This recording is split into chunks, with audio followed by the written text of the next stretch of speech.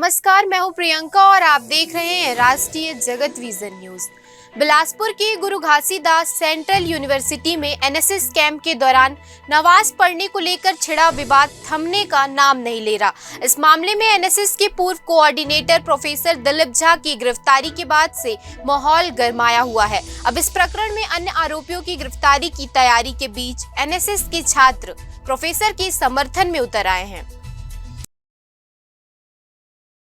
छात्रों ने यूनिवर्सिटी परिसर में जमकर हंगामा मचाया और प्रशासनिक भवन का घेराव करते हुए नारेबाजी की। छात्रों का कहना था कि एनएसएस कैंप में सर्वधर्म समभाव की भावना के तहत गतिविधियां आयोजित की गई थी और प्रोफेसर झा की गिरफ्तारी गलत है। उन्होंने इस विश्वविद्यालय और एनएसएस की छवि धूमिल करने की साजिश बताया और कुलपति के नाम ज्ञापन सौंपा।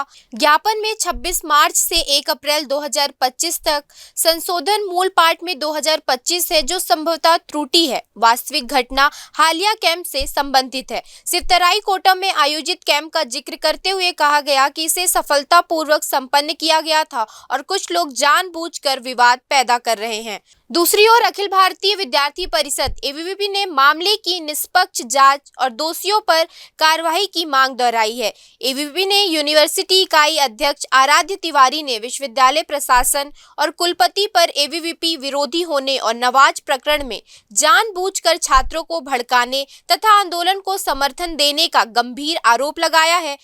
उनका कहना है कि प्रशासन का ये रवैया निष्पक्षता पर सवाल खड़े करता है। इस बीच पुलिस ने इस मामले में प्रोफेसर दिलीप झा सहित कुल 8 लोगों के खिलाफ केस दर्ज किया है।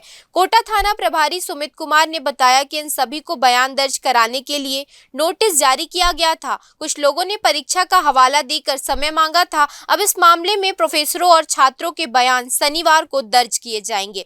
पुलिस का कहना है कि बयान के बाद आगे की कार्रवाई की जाएगी। इस घटनाक्रम से विश्वविद्यालय परिसर में तनाव का माहौल बना हुआ है।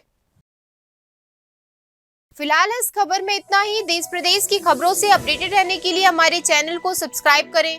नए खबरों की नोटिफिकेशन के लिए बेल आइकन जरूर दबाएं। नमस्कार।